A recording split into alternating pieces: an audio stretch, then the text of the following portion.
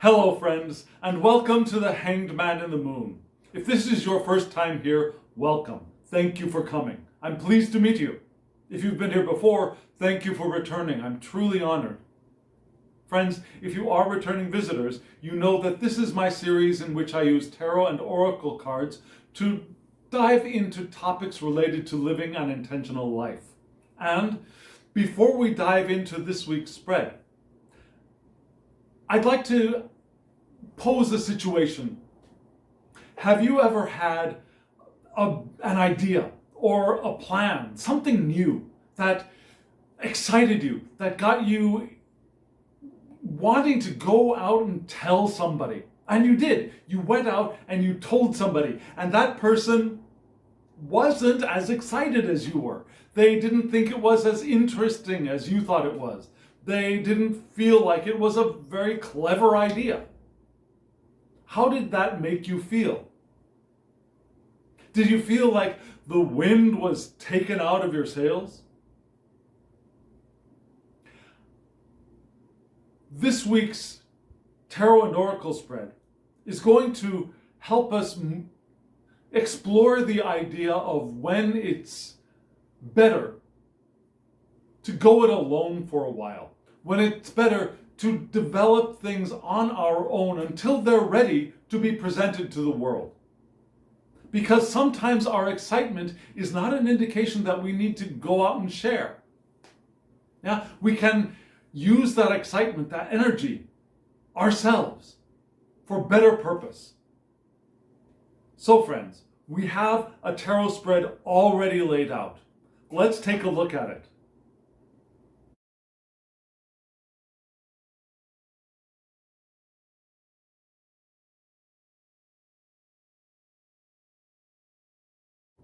What do you think of this week's spread? They're beautiful, right? Do you agree? If you agree, tell me in the comments below. I think this is a gorgeous spread, and the cards are beautiful, and they look beautiful together, and they read beautifully together. Now, if this is your first time here, and this is the first time you're seeing this spread, let me give you a brief overview. Yeah? You noticed a group of central cards and 4 groups of cards surrounding it. Now, the central cards are oracle cards. We have cards from 2 different decks in the center, and they give us the main idea, the thesis statement for the spread for this week. The cards around the central cards are a question card, an inquiry card, with 2 tarot cards answering each of the 4 questions. So we'll begin with the central theme, the thesis statement, the oracle cards, and then move out to the questions, just like we might with an essay. And if you're curious about the decks and who created them, as always, there will be a short clip at the end of this video which gives you that information, what the names of the decks are and who created them. And if you're interested in purchasing one or all of them, there will be links in the description box below so that you can go and purchase what you like, or check them out at least. Now, just a reminder, I do not get any reimbursement if you purchase from these links. They're just offered so that you can find them more easily. Okay, friends, we're ready to dive into the spread. Let's take a look at the central spread group of oracle cards.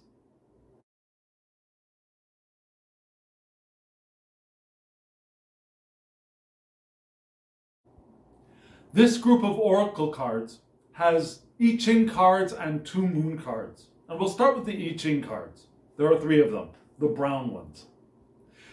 The first card is Gui, which is fire over lake. Now, if you don't know I Ching is a group of 64 hexagrams.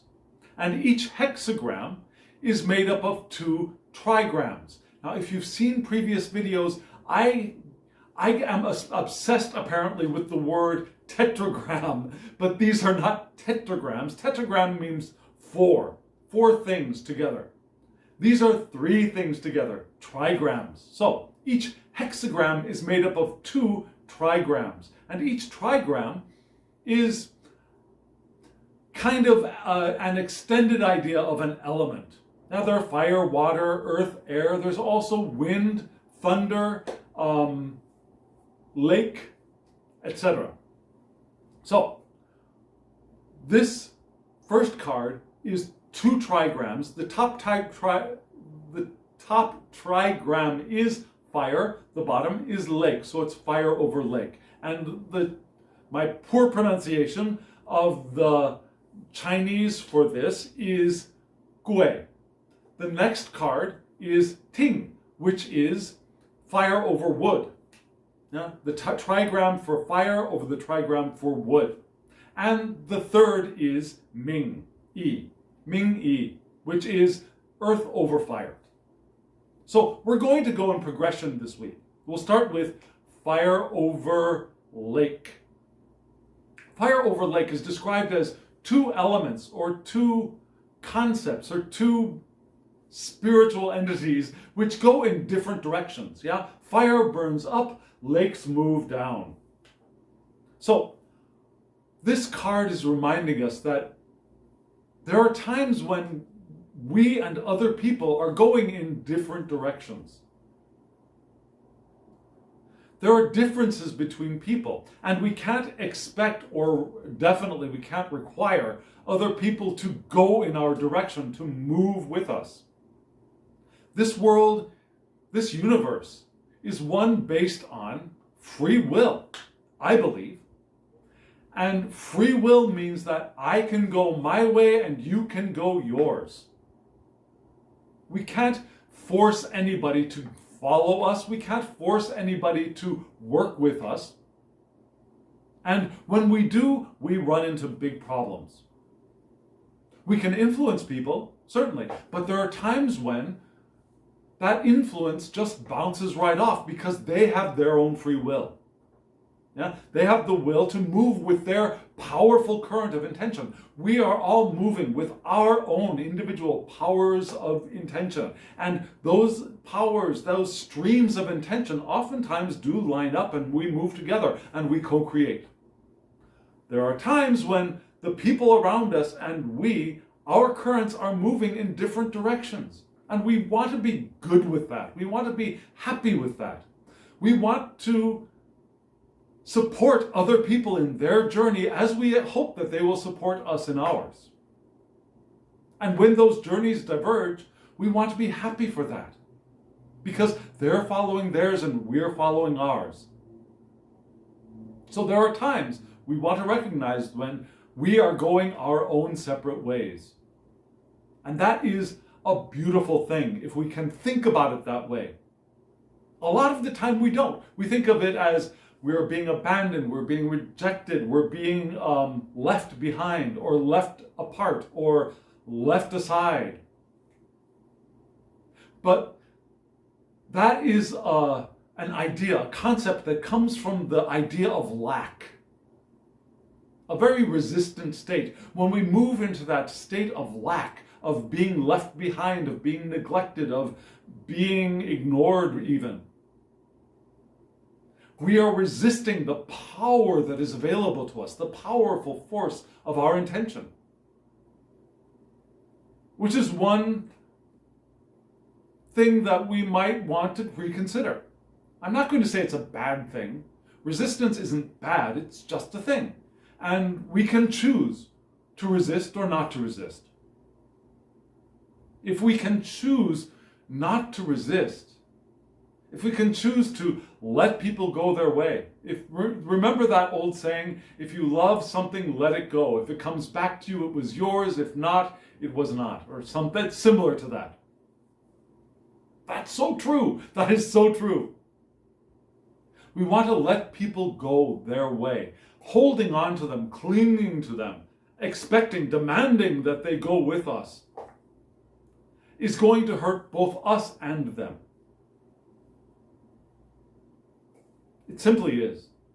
And we are never alone. We are never alone. Do you feel alone now? If you do, we want to recognize it. We want to recognize when we are feeling alone. And then remember that we're not. Even though we're feeling alone, we're not. It's impossible to be alone in this universe. It is impossible. And still we feel it. I feel it often. If you're not feeling alone or lonely now, wonderful. I'm very pleased for you. You're more open than I have been at times in my life. If you are feeling lonely, I hear you. I have been there. I'm there with you sometimes as well. But I also know that that is my misunderstanding. It's a feeling, it's a valid feeling, but it's not the truth. Validating our feelings is not the same as those feelings being true. We want to validate our feelings. Our feelings are valid, but they're not always telling us the truth. The truth is we are never alone because we know that we are spiritual beings having a human experience. Our egos feel alone. The fullness of our eternal selves knows that we are never alone because we are this entire universe, and this entire universe is us. There is no separation between us and other people. There's no way that we can be alone. However, there are times when we feel alone. And there are times when we want to be alone. Also, have you ever wanted to be alone and were not able to? When there were things coming at you or people coming at you all the time? Or enough to be distracting? Now, our human experiences are diverse. Each individual has diverse experiences, loneliness and wishing to be alone. So, as we recognize that, we also can recognize that there are times when we want to be alone. And so being alone, we know, is a good thing for us as well as being in physical interaction with other people and other things. We know that. We forget it a lot, but we know that. And this week we're reminded that there are times when we actually want to be alone. Not only when there's apparent chaos around us, people are asking for our attention, wanting us to do things, wanting for us to give part of ourselves to them. There are times like that as well. But there are also times when, even though they're not around very much, we want to be alone. We want to be alone. For a purpose. And this card is first reminding us that, yes, we want to be alone at times. And until we get people who are with us, moving in the same or a similar direction of their own free will, success will be less. We try to force people to come work with us, our success will be even less. So, rather than forcing people to be with us, being alone, doing our thing ourselves, you do you, boo, doing our thing ourselves is going to be better.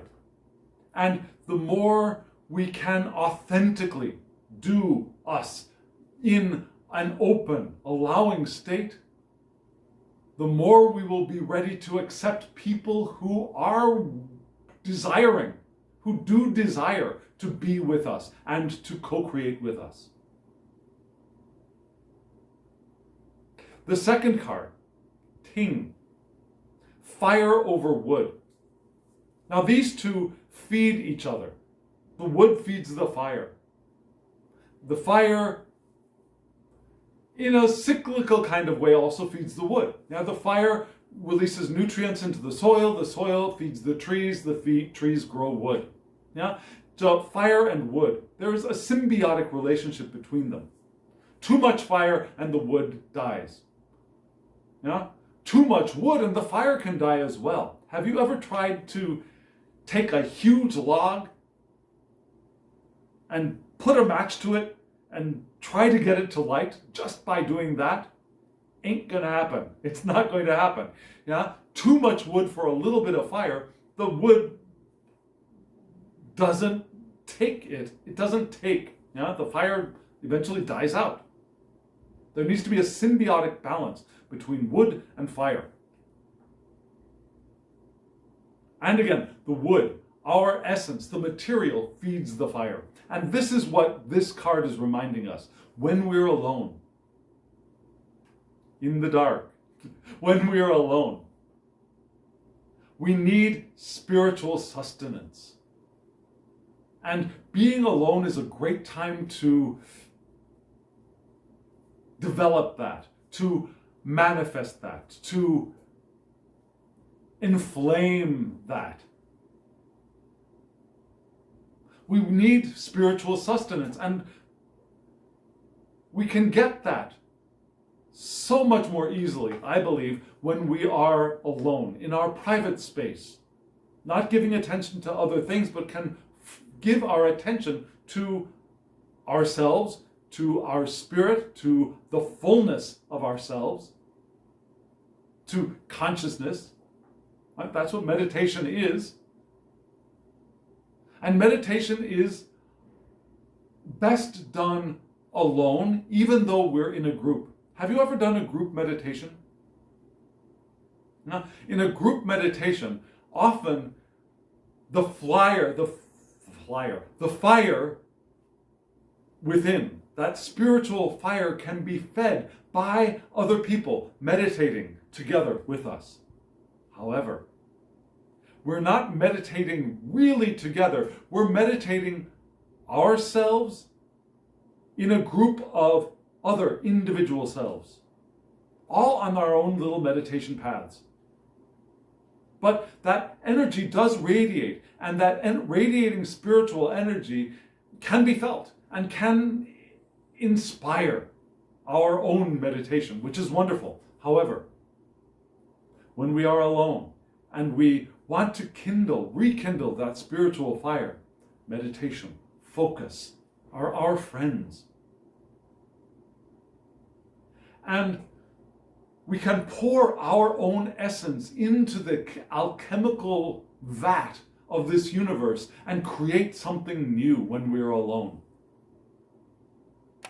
We can interact with people and brainstorm and create new things, certainly. But there are times when we want to create alone. The artist within us wants to create alone, wants to create ourselves. Again, we're never really alone, but without distraction. In what we as human beings think of as aloneness, we can focus so much more easily. And as we pour our essence again into that alchemical vat of creation, we create something new, and then we develop it. This card also talks of sacrifice. And sacrifice is a difficult word for me. Yeah? This card talks of sacrificing oneself to gain a benefit from the divine creating source. And it depends on how we think of the word sacrifice, I think. The way I was initially taught the meaning of sacrifice was suffering, doing something you really, really don't want to do to pay for something good that you want to get. That was the definition of sacrifice that I learned. For example, the ultimate example that I learned as a child was Jesus on the cross. Yeah? Jesus suffered and gave his life so that all of us could be saved, was the lesson that I learned. I don't think that lesson is incorrect. However, the idea of suffering as payment for something else, I think, is the problem.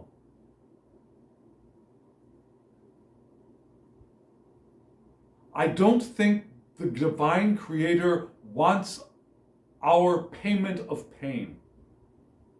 And if that's what we think of the idea of sacrifice, payment of pain, like we pay with cash, payment of pain for something good, then I don't think sacrifice is something that we want to do. I don't think the divine creating spirit, whatever we want to call that, whether we want to call it God or Allah or Brahman or the divine mother or Gaia or mother spirit or universal consciousness or universal mind or Buddha or whatever we want to call that mind, consciousness that we are all created of and within. Whatever we want to call that, I don't think that wants us to suffer. That is not asking us to pay for life with suffering. So if that's your idea still of sacrifice, I don't think that's the correct way to go with this card. However, if you think sacrifice as giving freely, happily, I give in order to not in order to receive, I give in order to experience the benefit of giving. And as I give, naturally others will give, and so I will receive. And those others could be human others, it could be the planet others, it could be the divine creator. This entire universe, this physical and non-physical universe, is an economy of sharing and co-creation. And if you're not giving, you're resisting. Our natural state is giving. And if that's what you understand sacrifice as being, that loving, open, joyful giving of the abundance that I am, that I experience, that I have access to. If that's your idea of sacrifice, then yes, this card is sacrifice. The joyful outpouring of ourselves. Not in fear, not in pain, not in suffering, not in, okay, I will give so that I can get. But I will give because I have so much. I have so much love. I have so much joy. I have so much well-being. I have so much awareness to share. And then, oh my God, look at what I'm receiving, but I'm so abundant. Let me give. If you can see sacrifice like that, then yes, that's what this card is about. Yes, we pour of ourselves into the cauldron, the alchemical vat to create. We pour of ourselves into the universe as we receive, because it's a cycle. And even though we are alone, we open ourselves to that cycle of creation and co-creation and love and joy and well-being and awareness. We can do that alone. And sometimes we do that most effectively when we're alone, without other distractions, because we're focused and open. And that third card, Ming Yi, earth above fire. Now, earth quenches fire, right? We know that. If you've ever been camping, you know that. After you've lit a fire at night or before you leave, both probably, you put out the fire, and then you put earth on top of it, just to make sure that any embers that you can't see, that you can't feel, that you can't notice, are really, really put out. Now, the final step is to cover the fire with earth. So, earth above fire is a squelching, a quenching. And for this card, it's a card to remind us that there are times when we don't want to draw attention to us, to ourselves.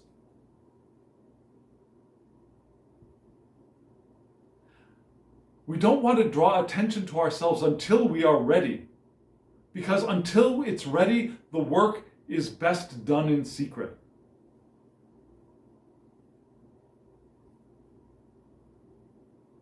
Does that make sense to you? Remember that first card. Remember, people are going our own separate ways. And we can sometimes feel lonely. But in that loneliness, in that aloneness, we can create, we can open and create and do the alchemy of creation. And we don't want to run out and find other people the moment we notice the alchemy has started happening. We want to wait until it's ready, until it has matured, it has developed, until it is secure in a manifestation in this world in some way. We want to use our strength also when we are ready. And when we are ready, we'll have success. We use our strength when we're ready. We also want to wait until whatever we are creating is ready to present. You've heard of artists who cover up their work and don't let other people see it until they feel like it's ready. Because they know that other people's input is going to move them off target. They've got a vision of the direction they want this to go in. Other people looking at it will get other ideas, and other people's input will start clouding their vision. It's not because they're embarrassed that people will see their work and start criticizing it as being unworthy, really. The real reason is because the work is not ready to have other people's input.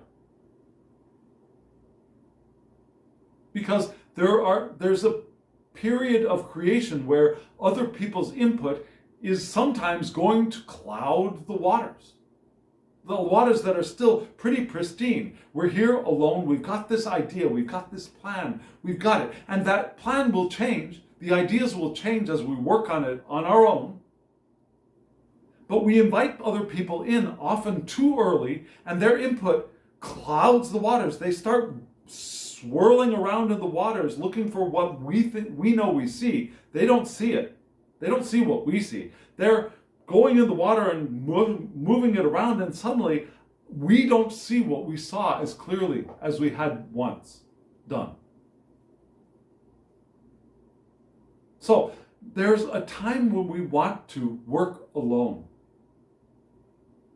in secret, not call attention to it until it's ready to live its own life in the universe. And that's what these three cards are trying to remind us of. Sometimes, a lot of the time, a lot of our lives are directly co-creative processes. We get together with other people and we make things together.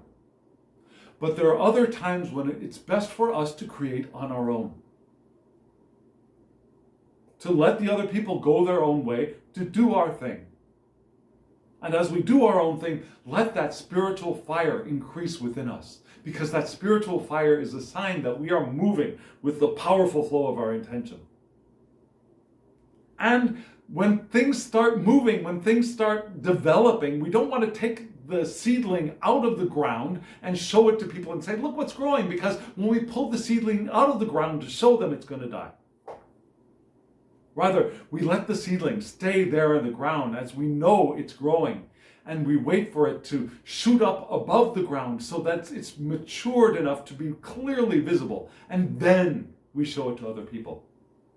Or call them in and say, look what I grew. And maybe we don't want to show them at seedling point because even then it's not a fully developed plant. Maybe it wouldn't take a lot of attention to it yet. It's still a little bit young, it's weak, it needs growth, it needs stamina, it needs resilience, it needs nurturing. So we nurture it more, and then it gets to a certain height where we can smack it around a little bit and it's still okay, and then we want to show it to other people.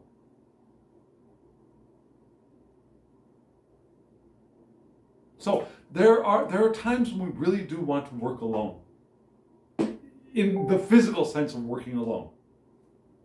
Remembering that we are never alone. Being alone is impossible in this universe. Even when we seem isolated, we are never alone. There's a song there and I won't sing it. Unless you ask me to. If you want me to sing the song, leave a comment in the below, and I'll record a little "You Are Not Alone" song for you. Okay, so we got the 3 cards. Let's move to the top card. The first moon card, which is the waxing gibbous. Both of them are waxing gibbuses. Gibbuses. The top one is time to focus. What perfect addition to these 3 I Ching cards. Yeah, time for focus. That central card is really that, time for focus. Fire is transmutational. It's that alchemical process. Fire transmutes the elements, the things that we're putting together when we do alchemy. And this card is reminding us of that. When we are alone, our spiritual fire transmutes the work that we are doing into something that is holy, divine. Fire is inspiration. And as we open ourselves to our flow of intention, our fire of inspiration grows. We feed that fire of inspiration. And it's that card of wands in tarot. Yeah? The wands grow. From the Ace of Wands to the 2 of Wands, where we start planning, to the 3 of Wands, where things start growing, to the 4 of Wands, where things become stable. But we also have to remember that fire burns hot. And we want to keep a good balance. We don't want the fire to grow so large that we are consumed. Unless we want to be Saint Teresa. Saint Teresa was consumed by fire, a divine passion. And sometimes that's good, but we don't want to have that all the time. That should be a maybe once-off experience, maybe. That's something that may need some exploring. However, we don't want the fire to burn too hot. We want a good balance of fire and wood, right? And we need naps. What does that mean? We need naps. We need naps. We need rest periods. We need to close our eyes, because sometimes when that fire is burning, we're using up our energy. Now, that fire is not burning nothing. That fire is not using nothing as its energy source. Yeah, we are the energy source. And so there are times when we are doing this, when we are focused, we also want to schedule times for rest, for taking a break, and for me, taking a nap. Naps are a gift from God. Naps revitalize me. Now, not all people are nappers. I know that. If you're not a napper, I understand. I feel sorry for you, because really a nap is wonderful. But if you can't nap, I understand. Some people cannot nap. One of my best friends could not nap. She would go to sleep and wake up feeling worse. Me, I go to sleep for 20 minutes, 30 minutes, and I can do it again. That's how I recharge in my flavor of somewhat introversion. Naps are my friend. So whatever you do to get your break, your energy break, your rest break from the fire. And the card below, what is that telling us? The waxing gibbous, again. This one is about connections. However, this card is in reverse. Did you notice that? Now, the top card was upright. The bottom card was in reverse. Upside down. And this card, upside down, is telling us to allow the fire to soften our hearts. Allow the fire to melt our hearts. Because we might also want to ask, why are we alone? This is not placing blame. So you're worried now, right? This is not placing blame, but we are alone. We feel alone because we are resistant in some way. That feeling of loneliness that we can feel sometimes is because of resistance. And if we do want people who will co-create willingly and joyfully with us, and they're not there, it's because of some resistance on our part as well.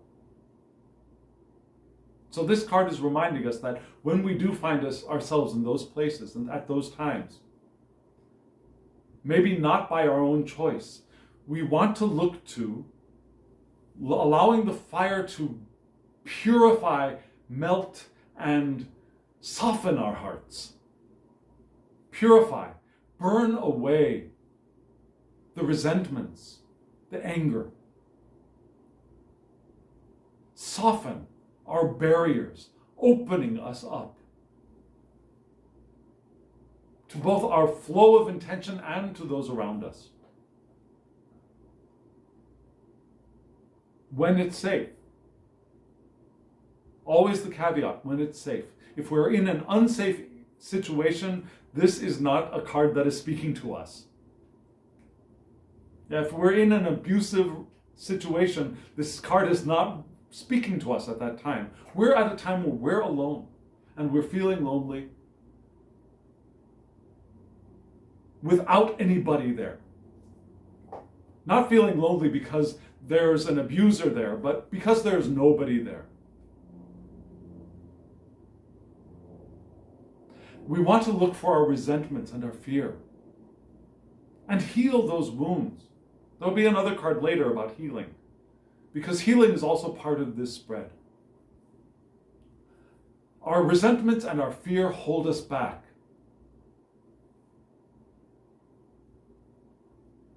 We want to create the tribe that will bring us warmth, that will bring us or foster our love.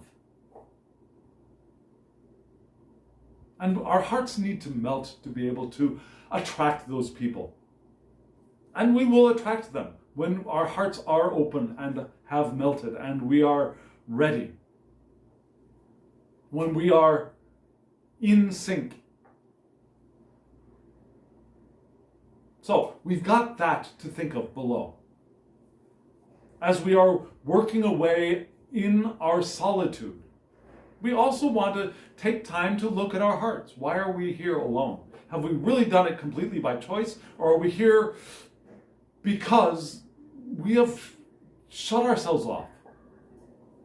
Intentionally or unintentionally? No. Consciously or unconsciously? It's always intentionally. Because there is only intention. So friends, that's what that central spread of cards is telling us. Yeah? Sometimes we are going to be alone. And while we're alone, rather than feeling lonely, woe is me, we want to focus on creation. And creation of one thing could be creating that flame of spirit, that spiritual fire within us. Do the inner work of that. And that inner work one thing it will do will start to help us doing the alchemy we want to do. We begin creating on our own.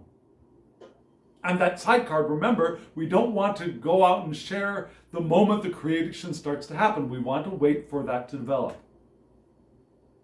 And then the bottom card reminds us that also, as we're building this fire and doing all this wonderful creation, we want to take a good inventory of our hearts.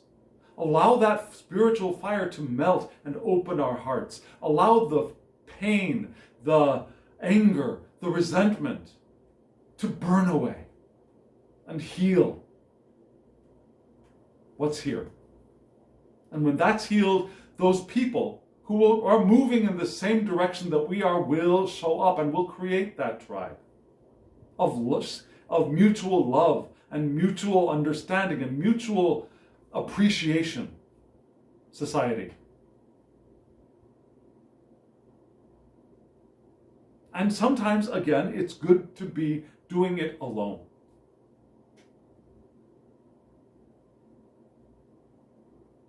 Remembering that we're never alone. Let's take a look at the 4 questions surrounding this central oracle spread.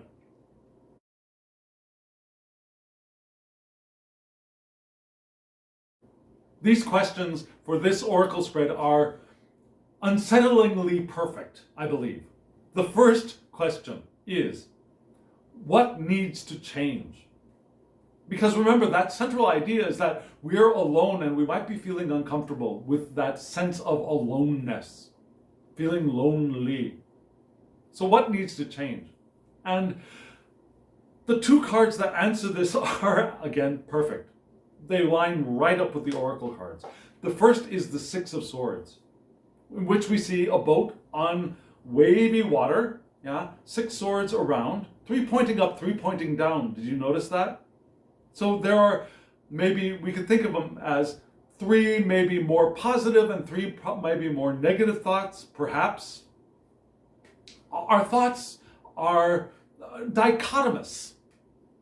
Actually, they're more than dichotomous. They are multifaceted and multitudinous. They are diverse. Let's just say they're diverse, It's not just positive and negative. They're very, very positive. There's a little positive. There's kind of neutral. There are a little bit negative, and there are very, very negative thoughts. Within the scope of our thoughts. Not within the scope of all humanity. That's an immense spectrum of kinds of thoughts. What for us would be a happy thought is for is for perhaps another person a neutral or maybe even a slightly negative thought. Or for what is a negative thought might for another person be an extremely positive thought, because their spectrum is much lower than ours. We all have our spectrum of our own range of thoughts and emotions. And each of our ranges of thoughts and emotions is different. Some of us are more positive, some of us are more negative, some of us are in the between, and all of that. So this card of swords pointing up and pointing down is within our range. There's a spectrum of positive-ish and negative-ish thoughts, perhaps. That's what this card is saying. I think that's what this card is saying. And still, we've got a boat moving on. Card of transition, moving on. The card of change. The card of journey from the turbulent to the more calm. Releasing the baggage of the negative thoughts. We want to do that. What needs to change? What needs to change is we want to leave those negative thoughts behind because they're not helpful, and move in the direction of calmer waters and carry some of our baggage with us. Zen Buddhism would say we want to get rid of all of our thoughts. And I agree. However, our positive thoughts can be very creative. And so we can move forward with our positive thoughts, not being attached to them. I would totally agree with that idea in Zen Buddhist traditions that yes, we can have positive thoughts as long as we are not attached to them. We aren't identifying with them, that those thoughts are not me. They're thoughts. They're just thoughts. They're leaves floating on a river. And we can bring some of those leaves with us as long as we're ready to let them go when the time comes. So we want to move forward. It's a rite of passage as well. Now, rite of passage between teenage years to adulthood. Between singleness to marriedness. Now, those life transitions, this is part of that. Not saying that teenage years are necessarily choppy, rough, and adulthood is going to be smooth sailing. That's not what I'm saying. But they're rite of passage from one period to another period. And one way to describe the two is rougher and smoother. And rough is not always necessarily unwanted. Choppy waters can be fun. Choppy waters can be interesting. Choppy waters can move us much more quickly sometimes. They can resist us much more easily as well, but they can move us also. Smooth waters are smooth. They neither help nor hinder us. Now, we may have to do all of the work ourselves. So, we don't necessarily have to think of as choppy bad, smooth good. However, it's different, and transitioning from one to the other, a rite of passage. It's a journey. We want to keep moving on. And sometimes when we feel that loneliness, we prevent ourselves from moving on. We could move on. But our resistance, our feeling of loneliness, that closing ourselves off within that loneliness, prevents us from moving. And we get stuck. So what needs to change? We want to move on. Let some of that baggage go. And then on the right of that, we have the Page of Wands. Page of Wands, a fun card. The subtitle for this in the Eld Goliath deck is The Moonscaped Messenger. And here we see a bird, I believe it's a pigeon, flying up to a hole in a cloudy sky. And on the other side of those clouds, we see moonlight streaming in. The Moonscaped Messenger. All pages are messengers in the Eld Goliath deck, and many people read pages as messenger cards, and so we'll often pull another card to see what the message is. However, the Page of Wands, back on track to this spread. The Page of Wands, inspiration, discovery, limitless potential. That's what wants to change, what needs to change is we want to rediscover that in our alone time. We want to rediscover our indiscretion, our inspiration, our limitless potential. We are limitless. We do have limitless potential. The only real barriers around us are ourselves. We tell ourselves that the barriers are placed there around us. But the real barriers that we have are the ones that we built on our own.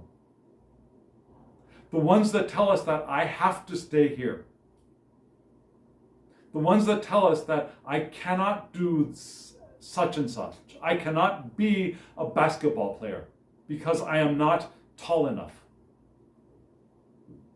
Because you or I have bought society's parameters, limitations that only tall people can play basketball. Short people can play basketball. Now, an NBA team might not pick you, but that doesn't mean you can't play basketball. If playing basketball means that if your reason for playing basketball is not the love of the game, but rather to get attention or to get money, then those are two different things. You can play basketball. And if you think you can't play basketball, that's your own limitation. If you're playing basketball because you really want the money and attention, then it's not the basketball you want, it's the money and attention. And then that's a different discussion. If you want the money and attention because you want to be as important in your mind as Michael Jordan, then that's a really different conversation. But any barrier that we feel is self-created, and that Page of Wands knows that there is limitless potential. It's a card of a free spirit, and we can rediscover that. Remember Grandma Moses, one of my favorite examples and favorite people. Grandma Moses, she was 80 years old when she first picked up a paintbrush, and she became one of the most important United States American painters. And she didn't do it until she was 80 years old. And we think 80 years old is like, okay, you're getting ready for death. She started a new life. Other creators have started entirely new lives in what normal people think of as about ready to kick the bucket. Every moment of every day, we have limitless potential within the boundaries of this physical body that we have. And each of our physical bodies has their own potentials. But my infinity and your infinity, we don't need to compare those infinities. That's the wrong way to look at life and potential. We have infinite potential. And your potentials are different from my potentials, just as your interests are different from my interests. We don't want to compare potentials. Because again, that's like wanting to be like Michael Jordan because Michael Jordan is appreciated by other people. Because I want to compare myself to Michael Jordan. That's not the way to live. That's not the way to live. And that's one thing that we want to leave behind as we move forward in the Six of Swords. The Page of Wands is also the motivated, energized one. And remember, as we're alone and we build the spiritual fire, we are energized and we become motivated. And that's what these two cards are reminding us of. That's what we want to change in our alone time. Yeah, we want to move on and we want to discover our Page of Wands. Our fresh, young not in age, but young as in new fire of wands. Let's look at the second question.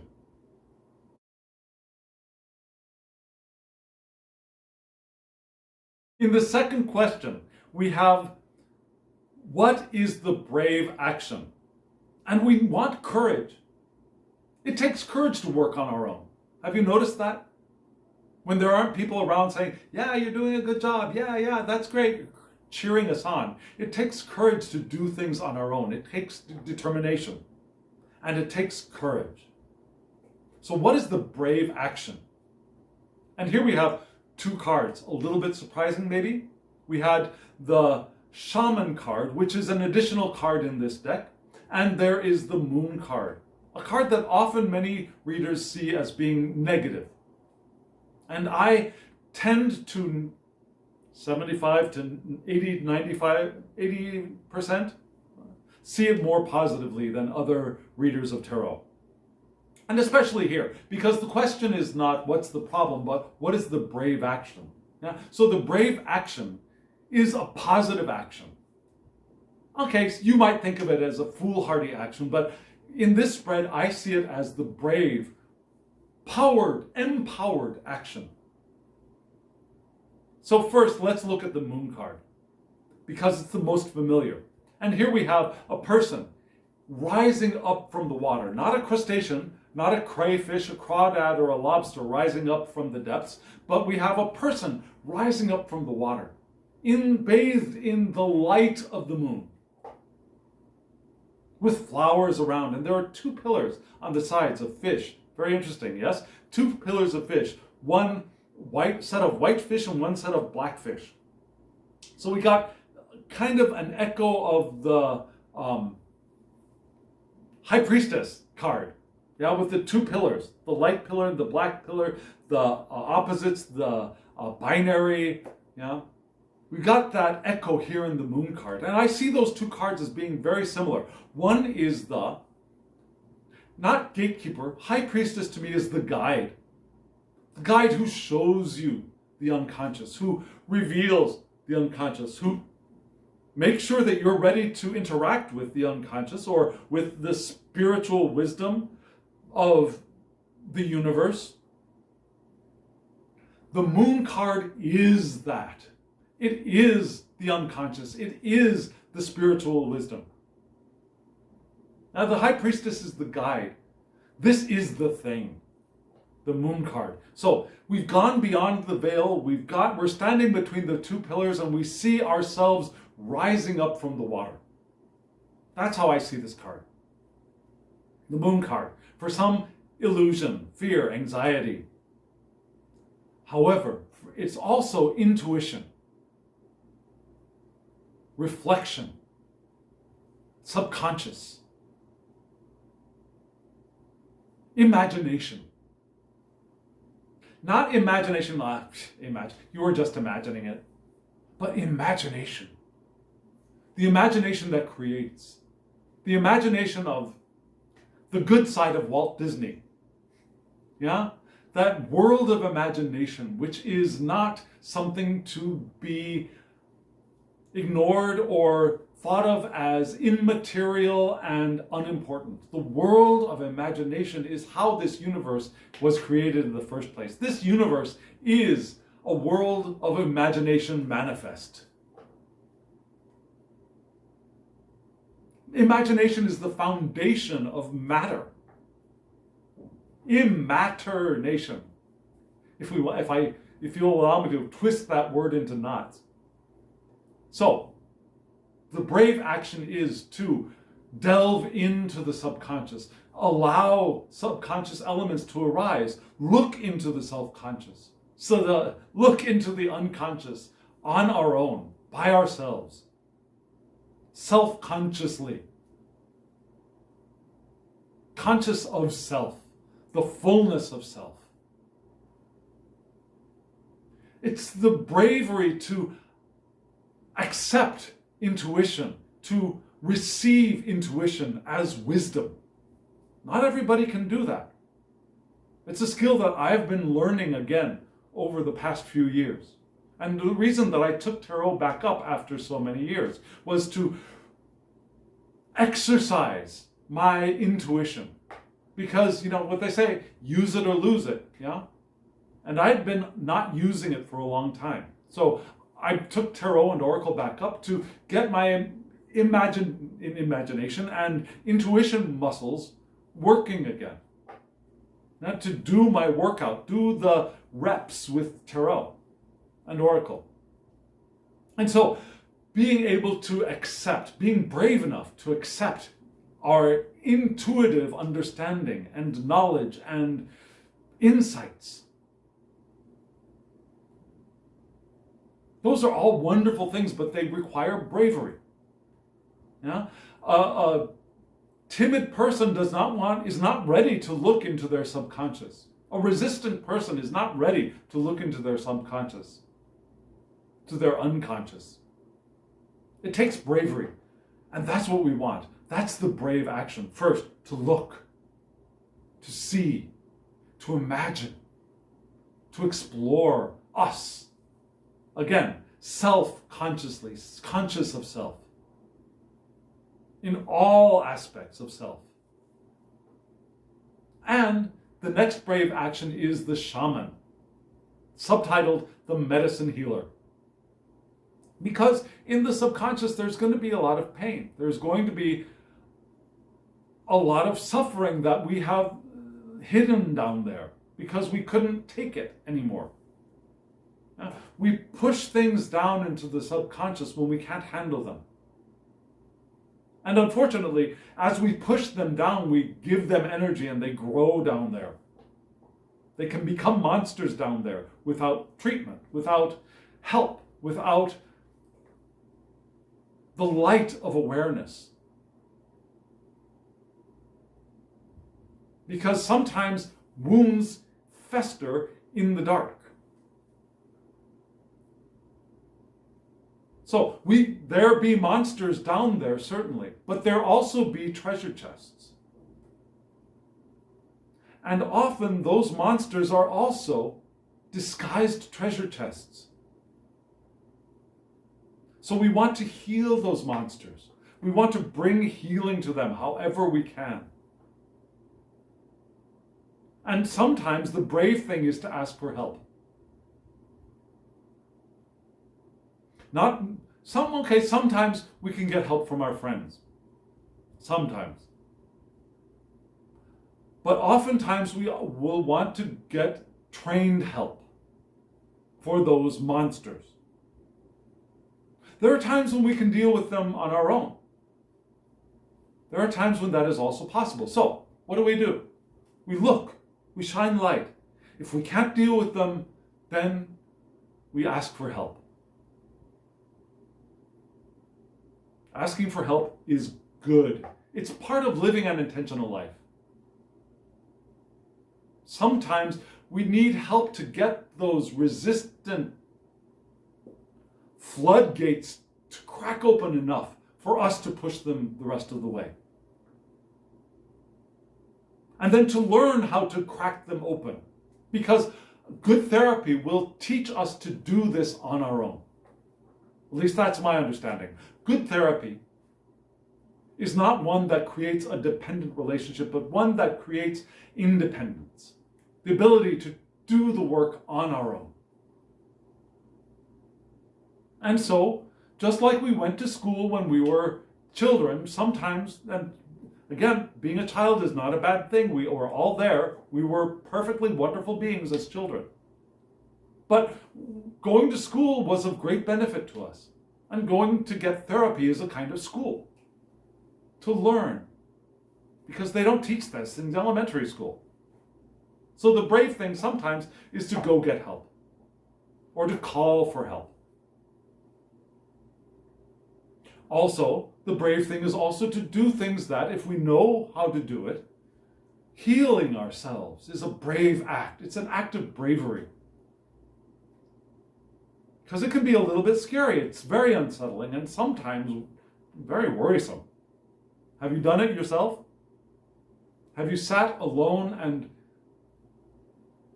what I think Colette Baron Reid calls it, done an inventory of your life? I think she got that from the AA, Alcoholics Anonymous world, or school.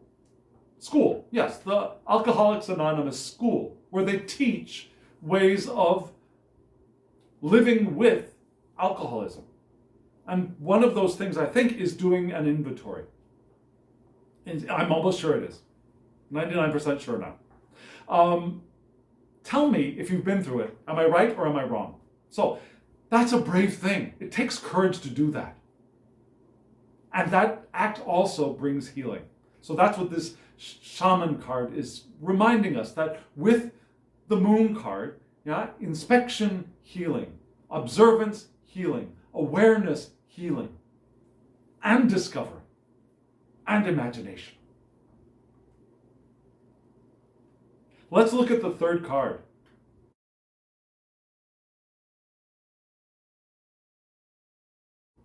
I'm sorry, I said card, I meant question. Let's look at this third question, which you just saw. What do I want to create? Perfect question, right? We've gotten alone. We've realized what needs to change while we're here. We realize that we want to be brave and heal. Now, what do we want to create? And it's not a step-by-step process. Yeah, these processes weave in and out of each other. We don't want to, if we waited until we were completely healed before we created, we would never get anything done. And probably the healing would be even slower, because the creation is part of the therapy a lot of the times, right? So, what do I want to create? We've got two cards here. Interesting. One is the Knight of Pentacles, and one is the Lover's card. So, let's start with the Knight of Pentacles. This Knight of Pentacles, you notice, is rotated, pointing off to the right.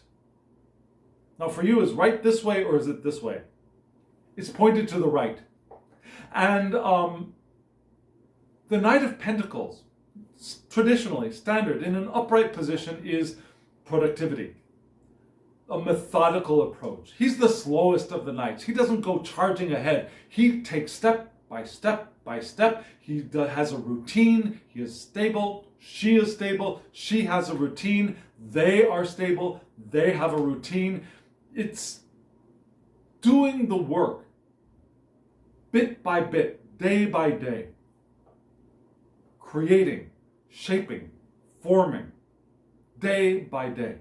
And that's not necessarily, if that sounds a little bit burdensome, if it sounds a little bit like you're being cursed with something, That's not the way we're thinking of this. We're moving day by day, doing this and then doing this and then doing this and then cleaning the house and then creating a work of art and then buying more materials and then putting them in our workspace and then shaping them a little and then going to the piano and plunking out a tune and step by step by step by step.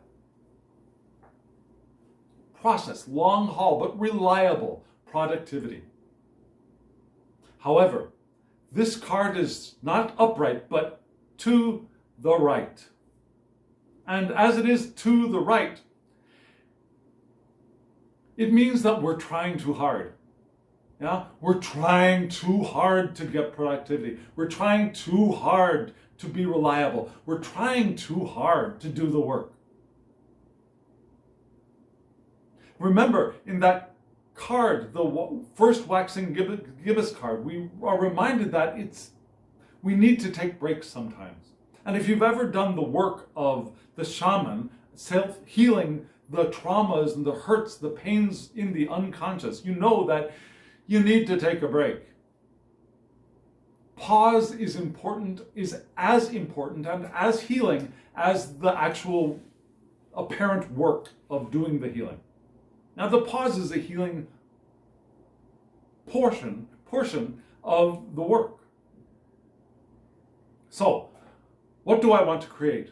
First, we want to create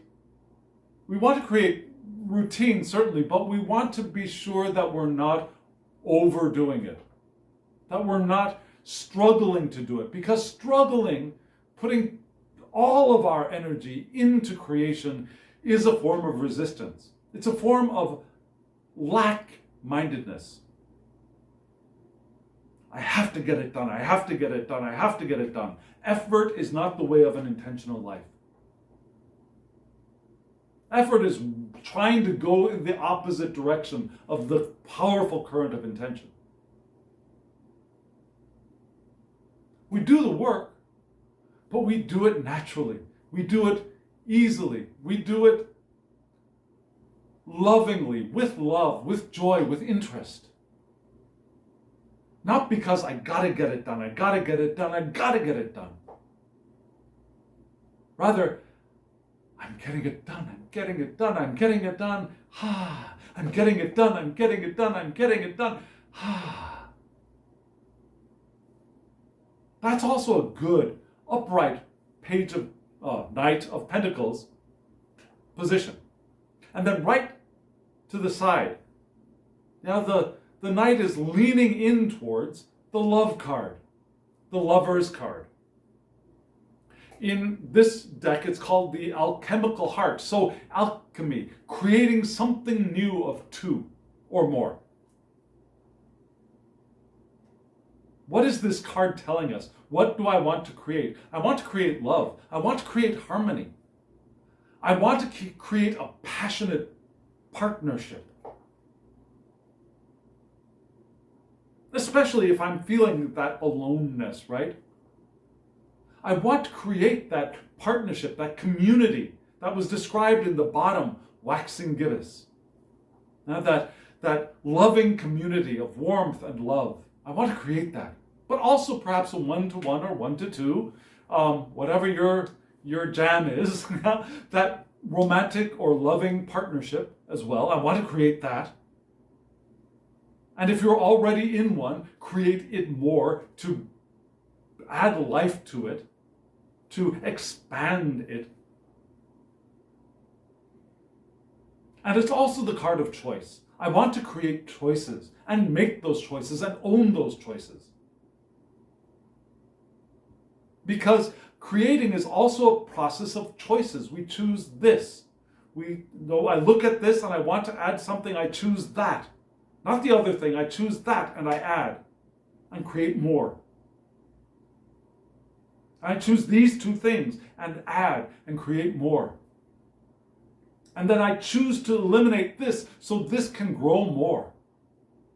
Now, The creative process is a process of choices. An intentional life is a process of choices. I choose this experience. I choose that flavor of ice cream. I choose that kind of person to interact with. I choose this kind of work to do. I choose this house to live in. I choose this environment to experience. So I want to create choice, certainly. So I want to create routine. I want to create choice. I want to create love.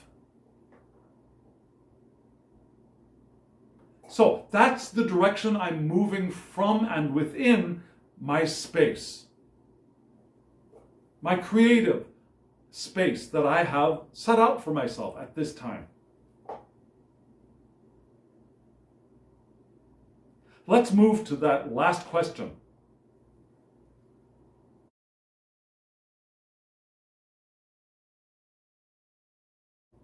When this fourth question appeared, I was really excited.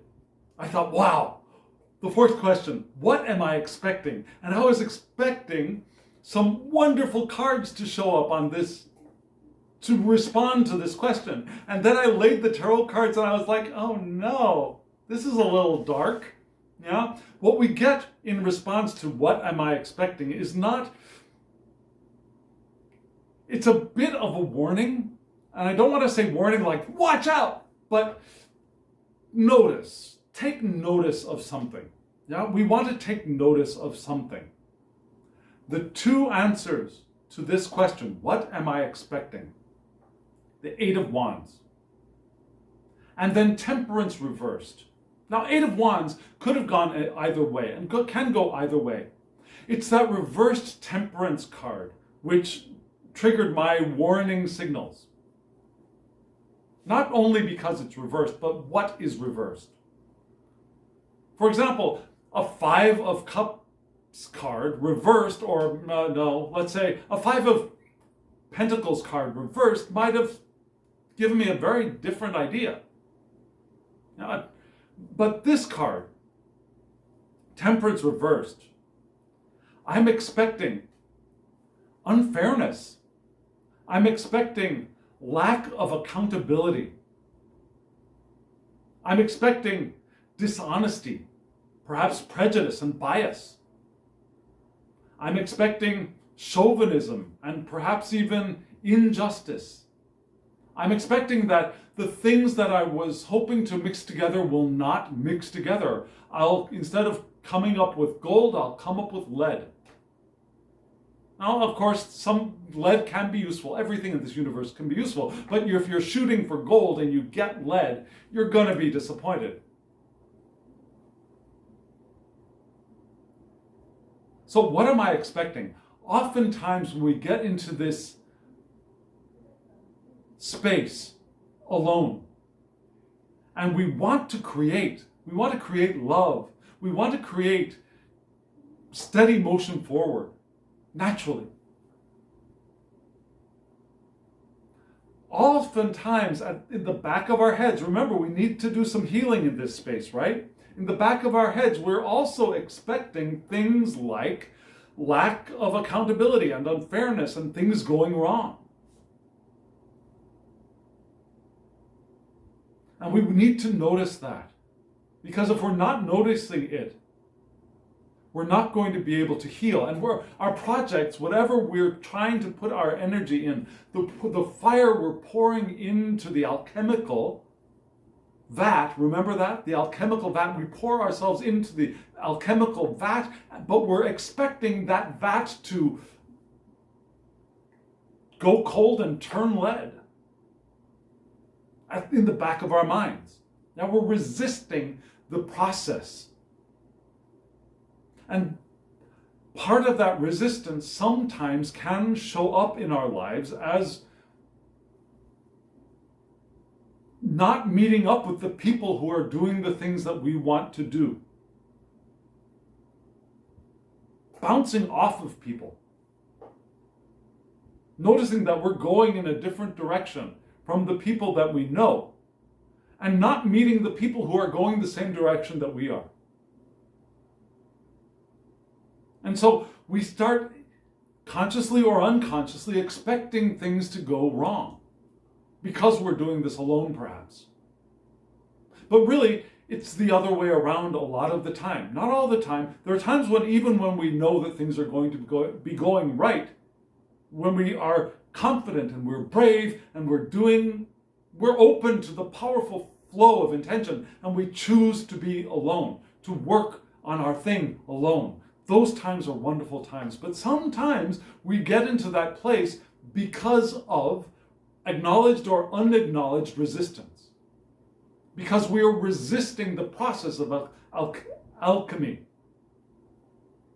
And that's what this reversed card is asking us to check. We want to check, what are our expectations? What are we expecting? What are we anticipating? And do a very careful, sensitive feel for, what am I really expecting? Are all those positive things that I'm thinking only words? Am I shooting those words above a base of the Temperance card reversed? Expecting failure, expecting injustice, expecting that when I do finally show this, that all I'm going to get is criticism and scolding or scrutiny. So we want to check that, because the problem isn't out there, the problem is in here. And that problem wants to be healed. The Eight of Wands. If we're expecting bias, prejudice, chauvinism, dishonesty, criticism, the wrong working of alchemy, then we really do not want that Eight of Wands around us. We don't want that increased energy. The Eight of Wands is movement. It's fire to the max. Yeah? It's fast-paced, it's change, it's action, it's vigor. And if we're putting all of that energy, you see this was a meteor storm. Yeah? That meteor storm, if we're standing there in our resistance and negativity, it's going to beat us up really badly. We don't want that Eight of Wands energy if we're in a resistant state, in our isolation. Because it will only add energy to that resistance. And it'll beat us up pretty well. So, we want to check, what am I expecting? Am I expecting criticism? Am I making something and thinking, oh, what are people going to think? People are going to think it's strange. People are going to think I'm strange. People are going to think I'm crazy. People are going to think that I have no talent. People are going to think.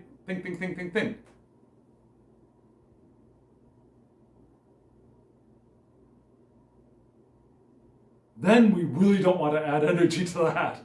We really do not. That will beat us up again. It will only increase our resistance and stop us from being able to do all of those wonderful things we were talking about. Healing, meeting up with people who will acknowledge us, who will increase our feeling of worthiness and love, because we're sharing it with each other.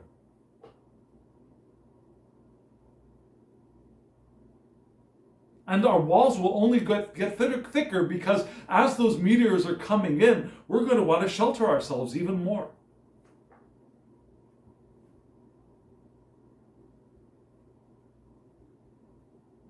So, check what we're expecting.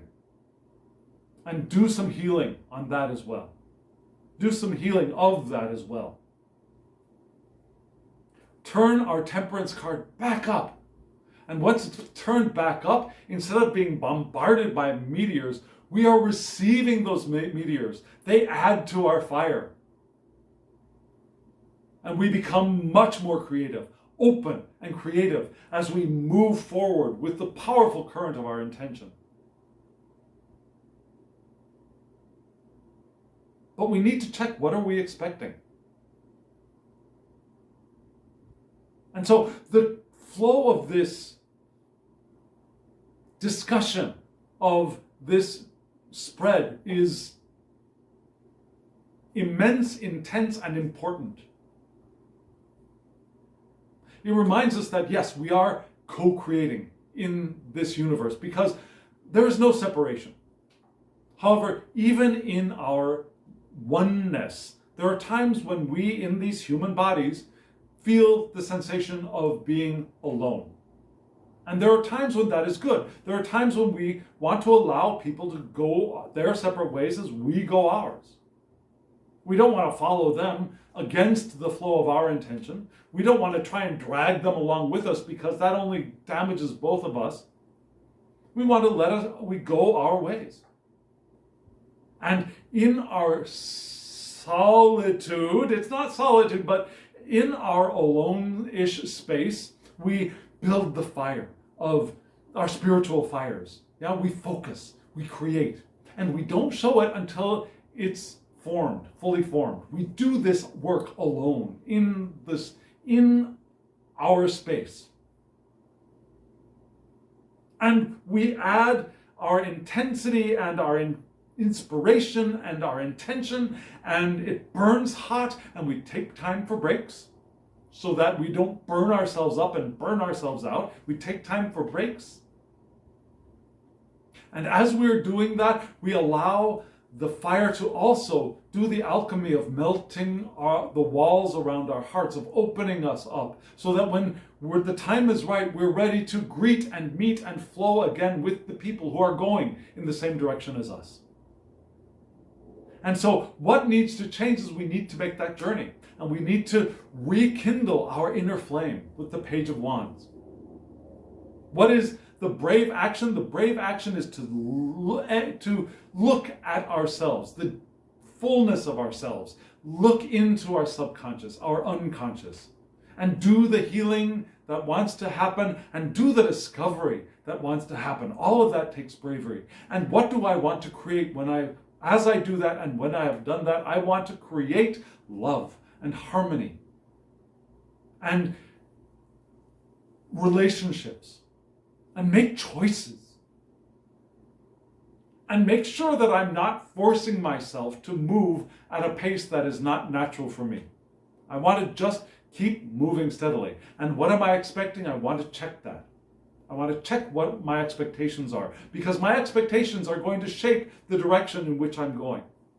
Am I going to be going with the flow of my intention, or are my expectations going to be moving me down to the bottom of the river so that I'm not moving forward as freely as I can?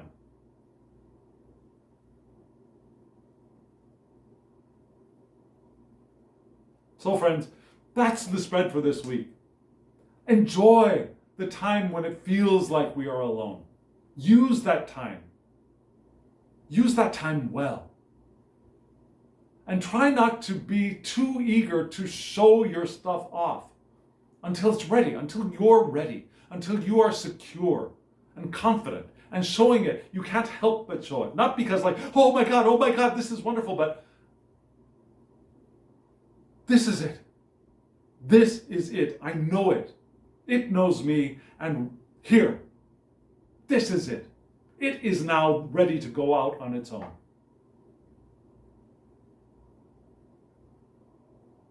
So friends, let me know what you think. Remember, in just a moment, there will be a short clip a-coming with the names of the decks and the creators. And hit the like button if this has been interesting for you, if it gave you a laugh or gave you something to think about. Hit the subscribe button if you haven't already, and clang the alarm bell so you get notifications. Make sure that you can receive notifications. Some people have those notifications blocked. Receive those if you want them. And share this with somebody who you think might benefit from it. And also, again, comment below. I'd love to hear from you. I'd love to interact with you, because you are beautiful. You are wonderful. And you have been drawn here of your own intention, as I have been coming to you through my own intention. And friends, now, as always, I wish you love, joy, well-being, and pure awareness. Thank you.